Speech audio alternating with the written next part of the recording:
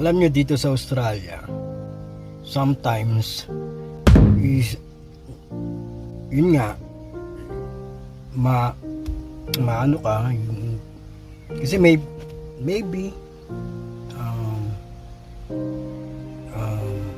sometimes nga ganun talaga sa Australia, pero yung yung hindi yung basta yung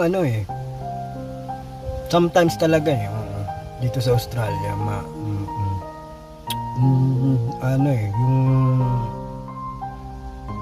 basta sa Australia kaya one day basta sa Australia sometimes talaga basta